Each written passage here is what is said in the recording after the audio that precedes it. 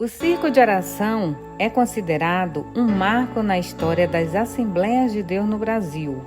Surgiu no dia 6 de março de 1942, através da iniciativa da pernambucana Albertina Bezerra Barreto, que junto às irmãs da igreja fazia grupos de orações, que hoje abrange todo o Brasil e expandiu-se também em outros países, como Argentina, Estados Unidos, Japão, alguns países da África, Venezuela e outros. A história dessa grande obra veio através da menina Zuleide, filha da irmã Albertina. A menina acometida de uma enfermidade na época, a qual não andava e nem falava, e os médicos especialistas deram-lhe apenas 8 anos de vida. Albertina, como toda mulher de oração e fé, convidou algumas senhoras de sua igreja para ajudá-las em oração, pedindo a Deus pela saúde de sua filha. As irmãs não receberam a resposta das orações de imediato, mas uma vez por semana se reuniram para clamarem ao Senhor, até que a criança começou a andar e articular as primeiras palavras. Depois da experiência, a atividade não parou, passou a ser conhecida e a cada semana aumentava o número de pessoas na congregação. Irmã Albertina conta que por muitas vezes não conseguia terminar o trabalho. Tamanha era a alegria e a presença do Senhor naquele lugar. As reuniões eram tão alegres que começávamos às 7 horas da manhã e terminávamos às 5 da tarde. A gente não tinha vontade de sair de dentro da igreja, atesta a irmã. A fundadora relembra emocionada as palavras do Senhor, falando sobre o seu propósito na primeira reunião. Era isso que queria que tu fizesse, porque por meio da tua filha realizarei uma grande obra. É tão grande que tu não podes imaginar. Outra vez falou em profecia. Essa enfermidade não é para a morte, mas para a glória do meu nome.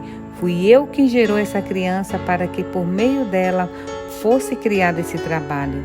As profecias se cumpriram. Zuleide cresceu, andou e viveu até os 49 anos.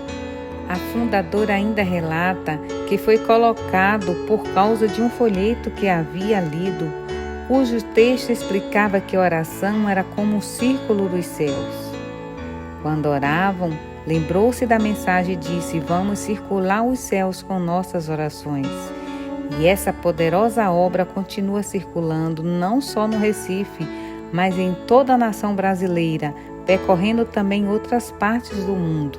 Por volta do ano de 1970, o pastor Antônio Pereira Souza chega em Canavieiras para pastorear e sua esposa, a irmã Merentina dos Santos Souza, não perdeu tempo e, instruída pelo Espírito Santo, fundou o Circo de Oração nesta cidade.